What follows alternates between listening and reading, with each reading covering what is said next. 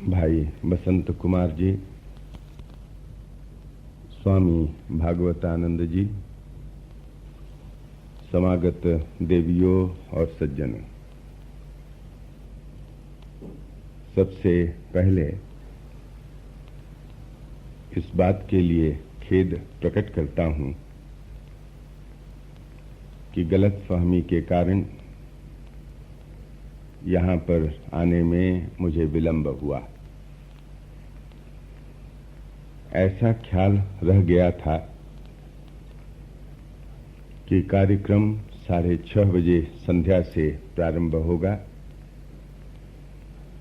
जबकि वास्तव में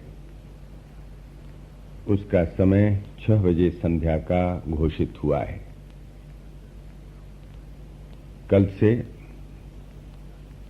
हम लोग ठीक 6 बजे संध्या यहां पर मिलित होंगे। प्रतिवर्ष की भांति इस वर्ष भी यह आयोजन हो रहा है। सामान्यतया फरवरी के महीने में मैं यहां पर इस कार्यक्रम के लिए आया करता हूं, पर इस वर्ष किसी प्रकार तारीखें मेरी तरफ से नहीं जम पाईं। जो काम हम लोगों ने बस्तर जिले में अबूझमार क्षेत्र के वनवासियों के लिए लिया है, उसने बहुत बड़ा रूप धारण कर लिया है और उसने मुझे अत्यंत व्यस्त रखा था। एक बड़े अस्पताल का उद्घाटन 15 मई को हुआ। वही कार्य मुझे व्यस्त बनाए हुए था। ये तारीखें अनुकूल पड़ी संगीत कला मंदिर को और मुझे भी, और इस प्रकार आपके साथ विचार करने के लिए मैं यहां पर आया हुआ हूं। सुबह 7:30 बजे से जो प्रवचन माला चल रही है वह केनोपनिषद पर है, और संध्या के सत्र में जैसा कि घोषित हुआ है, गीता के 3रे अध्याय कर्म योग पर हम लोग चर्चा करेंगे। विगत वर्ष 2 अध्याय पर चिंतन किया था। उस समय यह देखा था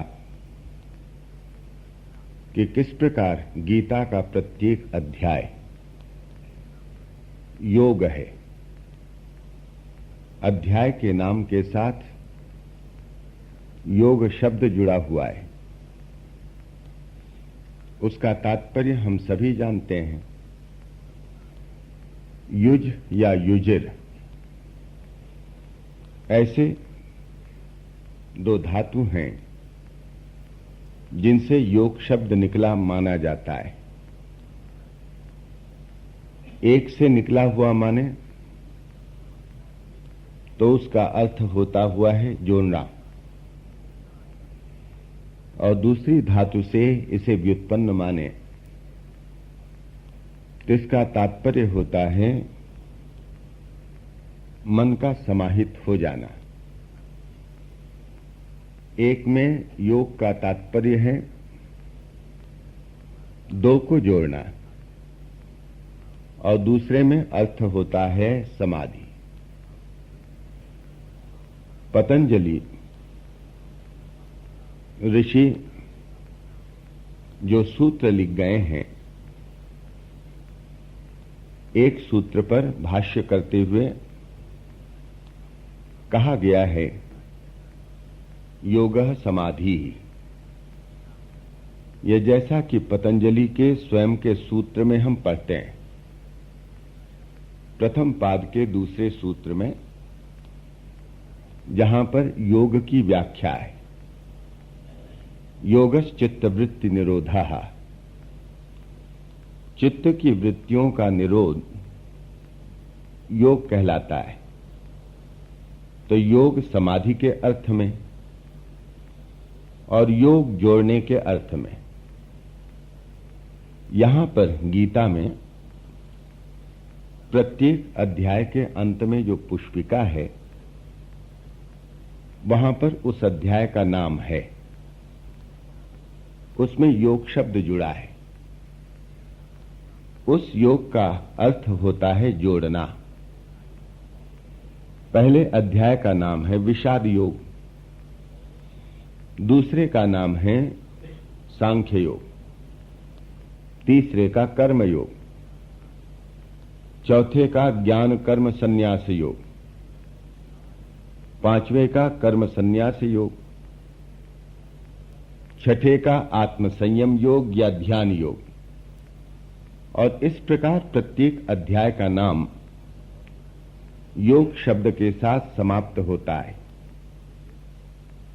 इसका मतलब क्या है? तात्पर्य यह है, उस अध्याय में जो विशेष बात कही गई है, उस विशेष बात के सहारे परमात्मा के साथ जीवात्मा कैसे जुड़े, यह वहां पर दिग्दर्शित हुआ है। विषाद योग का तात्पर्य यह है कि विषाद के माध्यम से भी भगवान के साथ जुड़ा जा सकता है, हमारा विषाद भी सार्थक हो सकता है। सांख्य योग का मतलब है सांख्य के सहारे, जिसे हम ज्ञान भी कहते हैं, उसके सहारे उस तत्व के साथ कैसे जुड़ा जाए। और जो यह तीसरा अध्याय है, जिस पर 4 दिनों तक चिंतन करेंगे, उसका तात्पर्य है कर्म के सहारे हम कैसे जुड़ें उस तत्व के साथ।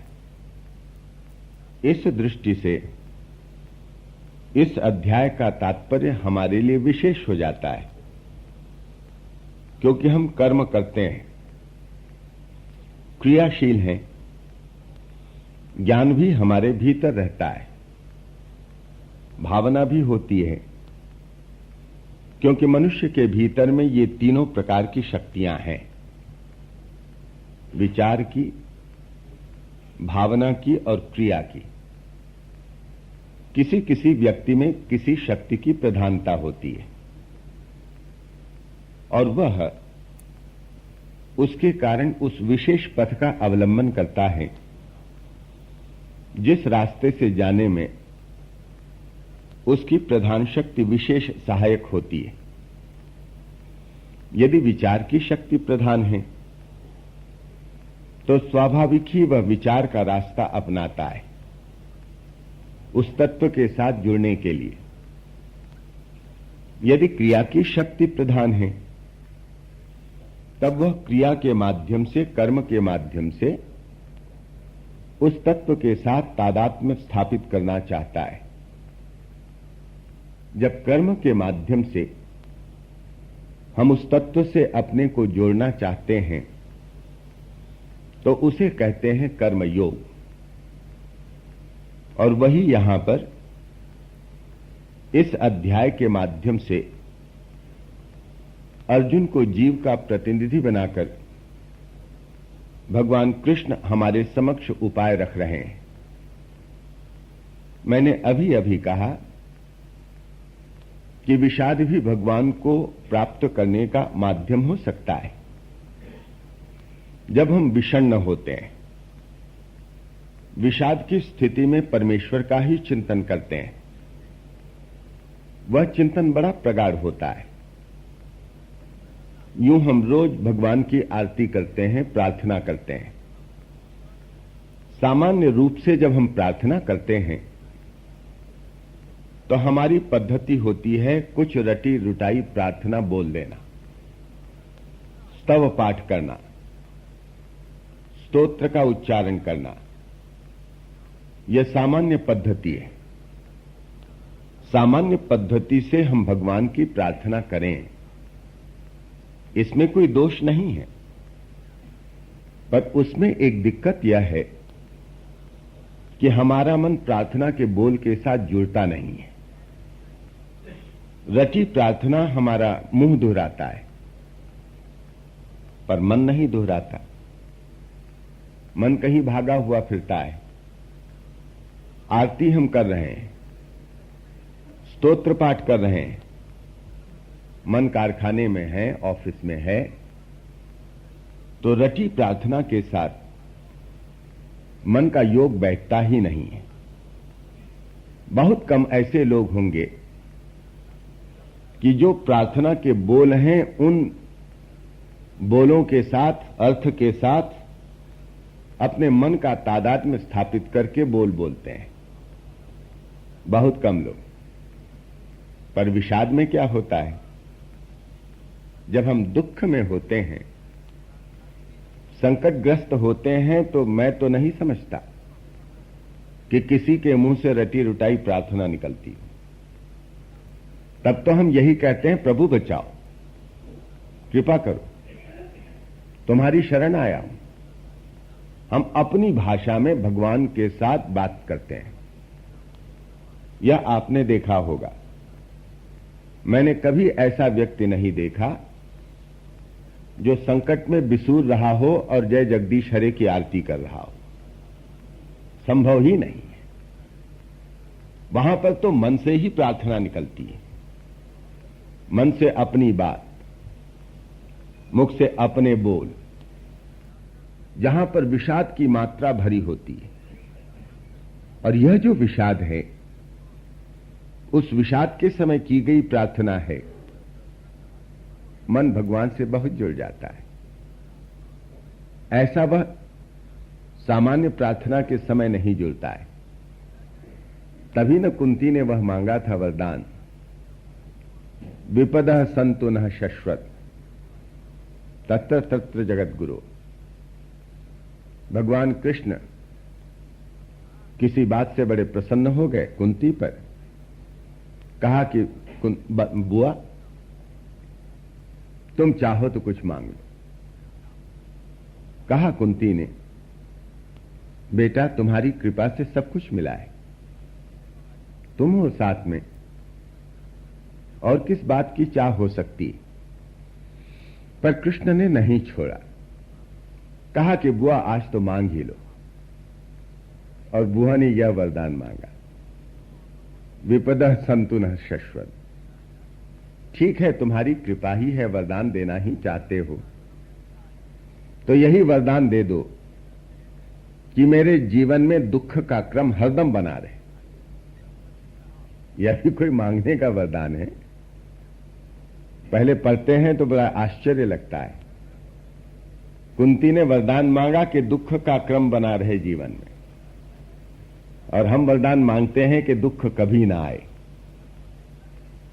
कारण पूछा भगवान कृष्ण ने, तो कहा जब विपत्ति आती है बेटा तेरा स्मरण होता है, और विपत्ति यदि हरदम बनी रहे तब तो तेरा हरदम ही स्मरण होगा। इसीलिए यह वरदान मांगा है। कुंती की स्थिति तो बहुत ऊंची थी। हम तो उस स्थिति को कल्पना में भी नहीं ला सकते हैं। पर ऐसा जो विषाद है, वह विषाद हमें भगवान के साथ जोड़ देता है। इसीलिए वह विषाद योग है।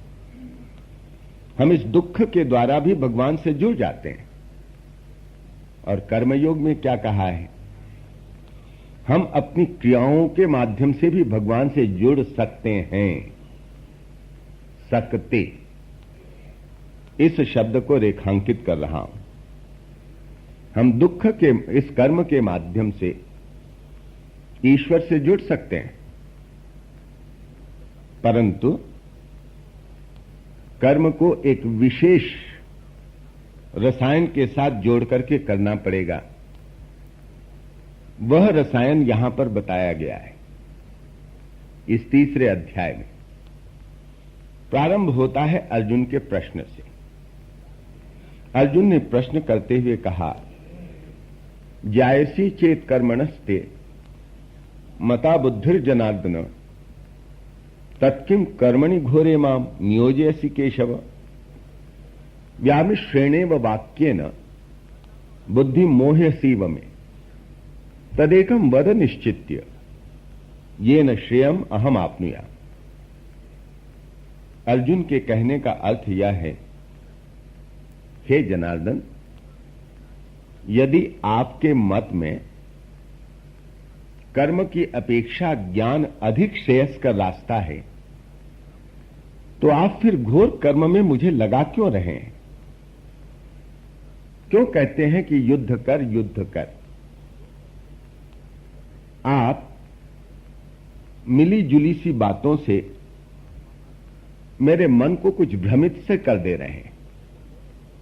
मोहयसीव में भ्रमित से कर रहे हैं। व्यामिश्रेणेव वाक्येन मिली जुली बातों से तदेकम वद निश्चित्य येन श्रेयम अहम आपनुया। आप निश्चित करके एक उपाय बताइए जिससे मुझे कल्याण मिले। निश्चित कल्याण का रास्ता बता दीजिए। इसकी भूमिका क्या है? दूसरे अध्याय में सचमुच ही भगवान ने कुछ ऐसी बातें कही हैं जहां पर भ्रम हो सकता है कि ये कर्म का रास्ता भी सुझा रहे हैं और ज्ञान के रास्ते पर चलने की भी पहल कर रहे हैं। तो इससे स्वाभाविक रूप से मन में एक शंका का निर्माण होता है। जैसे मैं किसी के पास जाऊं विनय पूर्वक और जो भी पद्धति ज्ञान पाने की है उस पद्धति का पालन करता हुआ किसी संत महात्मा के पास और जाकर के अपनी परिस्थितियों का वर्णन करूं और वे उत्तर में कहें, तुम्हारे लिए कर्म करना ठीक है, जाओ, दुनिया से भाग करके आए हो, पर तुम जाकर के काम धंधे से लगो और वहां पर रह करके ही तुम भगवान का चिंतन कर सकते हो, ऐसा भी कहें। और फिर एकांत में भगवत भजन का, साधना का क्या महत्व होता है इसका भी प्रतिपादन करें। तब तो मेरी बुद्धि भ्रमित हो जाएगी। एक और ये कहते हैं कि मैं जाऊं कर्म संकुल संसार में वापस, वहां जाकर के मेरा जो कर्तव्य है उसका निर्वाह करूं, और दूसरी तरफ वे कह रहे हैं कि एकांत में जप करने से, एकांत में साधना करने से भगवान की ओर जाने की गति हमारी द्रुत हो जाती है। तो मेरी बुद्धि तो मोहित हो ही गई। फिर मैं तो यही कहूंगा महाराज, जब एकांत साधना का इतना महत्व आप बता रहे हैं तो मुझे फिर कर्म संकुल संसार में भेज क्यों रहे हैं? मैं क्यों जाकर के कर्म करूं? जैसे मेरे हृदय में प्रश्न उठेगा ऐसे ही अर्जुन के हृदय में प्रश्न उठा है। बीच में तो वे ज्ञान की बहुत बातें करते हैं। भगवान कृष्ण अर्जुन को बता देते हैं कि कैसे आत्मा निस्संग है, उसका कभी विनाश नहीं होता, शरीर का विनाश होता है, इसलिए तू शोक क्यों कर रहा है? तू तो आत्मस्वरूप ही है। तुझे न शस्त्र काट सकते हैं, न जल गीला कर सकता है, न वायु सुखा सकती है, न अग्नि जला सकती है। ज्ञान का सारा उपदेश दिया और उपदेश देने के बाद कहते हैं तस्मात् युध्यस्व, इसलिए तू युद्ध कर, तू आत्मा है इसलिए युद्ध कर। तो यह तो विचित्र और अटपटी बात मालूम पड़ती है। कभी कहेंगे बुद्धौ शरण मन बिच्छो, तू बुद्धि की शरण जा, दूरेन यवरम कर्म बुद्धि योगात् धनंजय। हे धनंजय, यह जो बुद्धि योग है, विचार के साथ परमात्मा के साथ जुड़ना है, उसकी अपेक्षा कर्म बहुत निम्न दर्जे का है। इसलिए तू बुद्धि में शरण ले, विचार में शरण ले। एक और तो यह कहेंगे और ठीक उसी के साथ साथ वे कहेंगे तस्मात् योगाय युज्यस्व योगः कर्मसु कौशलम। इसलिए तू योग कर। तो कौन सा योग करूं? बुद्धि योग करूं?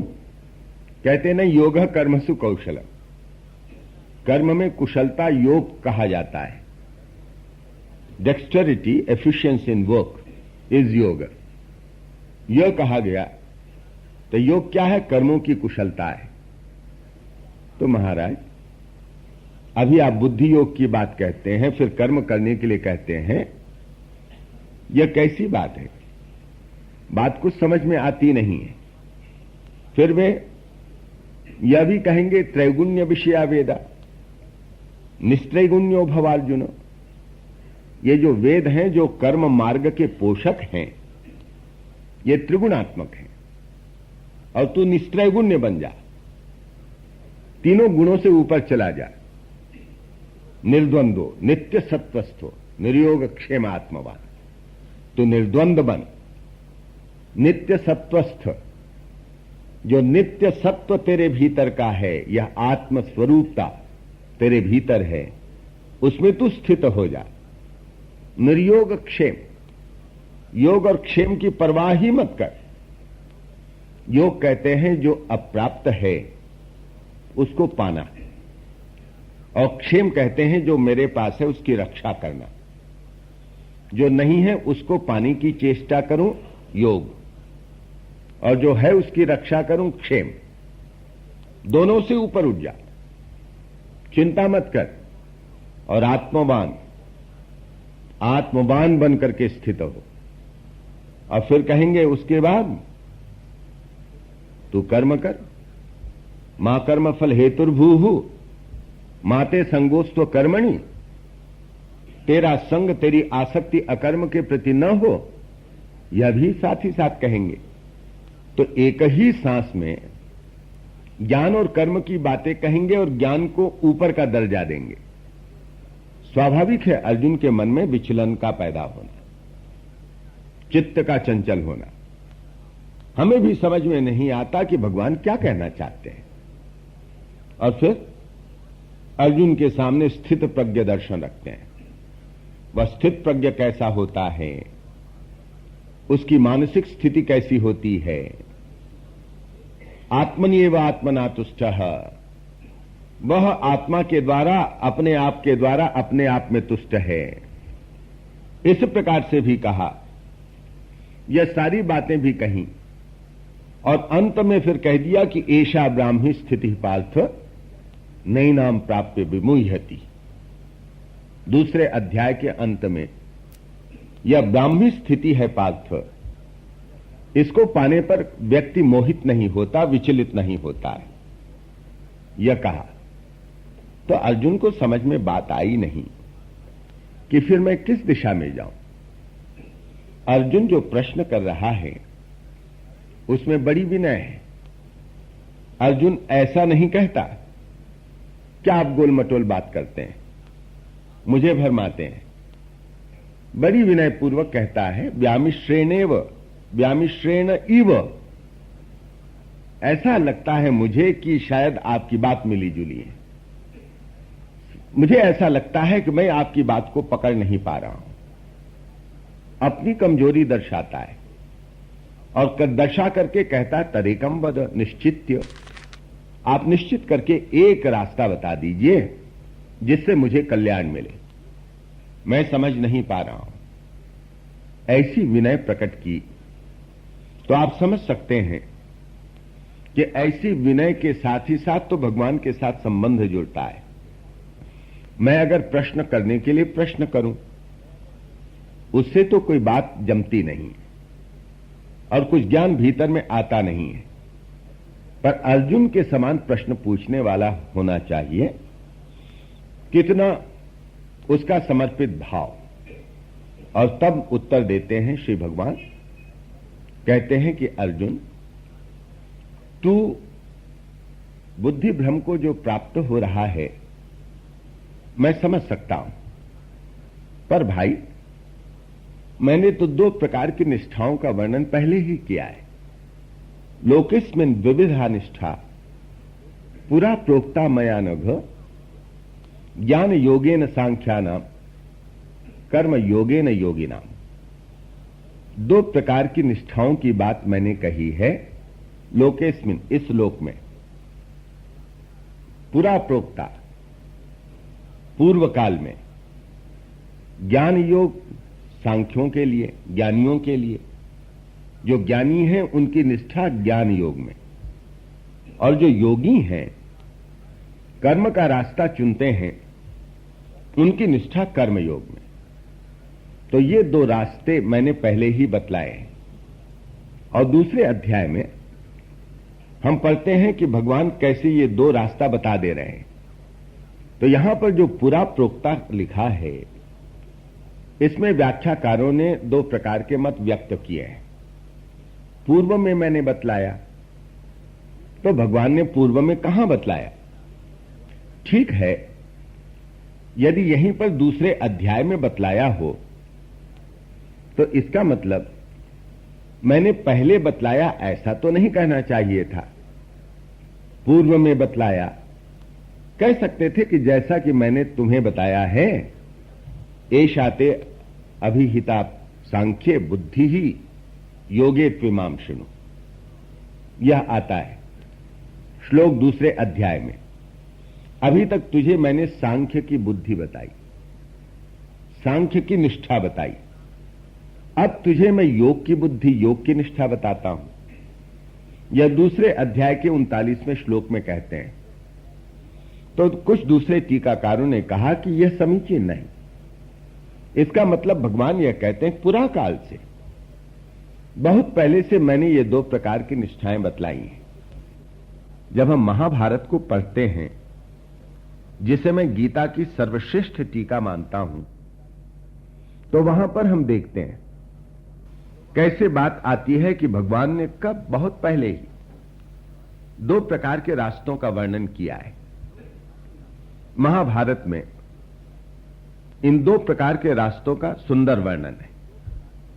वहां पर यह बताया गया है कि कैसे भगवान जब जगत की रचना करते हैं तभी से उन्होंने दो रास्तों की भी रचना कर दी।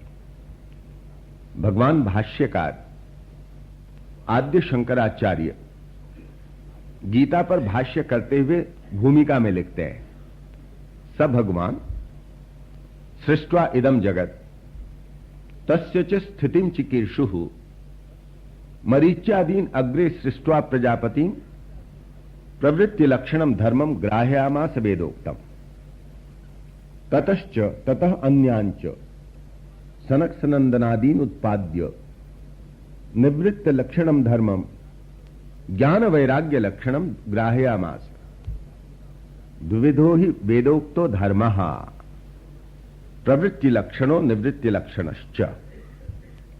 बहुत सुंदर कथन है। स भगवान सृष्ट्वा इदम जगत, भगवान ने इस संसार को पैदा किया तो पहले उन्होंने प्रवृत्ति लक्षण रूप यह जो धर्म है वेदोक्त, उनको, इन लक्षणों को मरीच्यादीन अग्रे सृष्ट्वा प्रजापति, मरीचि आदि प्रजापतियों का सृजन किया सबसे पहले, और उनके भीतर में प्रवृत्ति धर्म रूप और उसके जो लक्षण हैं उन लक्षणों को प्रेरित किया। और उसके बाद ततः अन्यांच सनक सनंदनादीन उत्पाद्य, सनक सनंदन इत्यादि को उसके पश्चात उन्होंने पैदा किया, और उनके भीतर में निवृत्ति लक्षणम धर्मम ज्ञान वैराग्य लक्षणम, ज्ञान और वैराग्य लक्षण जिनके हैं ऐसे निवृत्ति प्रवण धर्म के लक्षणों को प्रेरित किया। यही वेदोक्त धर्म है सनातन, एक प्रवृत्ति लक्षण और एक निवृत्ति लक्षण। ये दो रास्ते हैं। तो भगवान का तात्पर्य यह है, बहुत से व्याख्याकारों के अनुसार वे यह कहना चाहते हैं कि मैंने तो इन दो रास्तों को बहुत पहले से प्रकट किया है। जो प्रवृत्ति के रास्ते जाता है उसके लिए कर्म का रास्ता है, कर्म योग है, और जो निवृत्ति के रास्ते से जाता है उसके लिए ज्ञान योग है। यह है जो ज्ञान पाना चाहता है, यह आवश्यक नहीं कि उसको संसार छोड़ना पड़े। संसार में कर्मयोग के माध्यम से भी उसके जीवन में ज्ञान की प्रतिष्ठा होती है। यह तात्पर्य यहां पर बताया गया है और वे बाद में उदाहरण भी देंगे जनकादि ऋषियों का, जो राजर्षि थे, संसार में रहते थे, संसार में कर्म कोलाहल में डूबे रहते थे, परंतु फिर भी ऋषि थे, ब्रह्मज्ञानी थे। यह उदाहरण वे अर्जुन के सामने रखते हैं। यह उदाहरण हमारे लिए भी काम का है। इसलिए काम का है कि हम भी इस कर्म संकुल संसार में ही तो रह रहे हैं।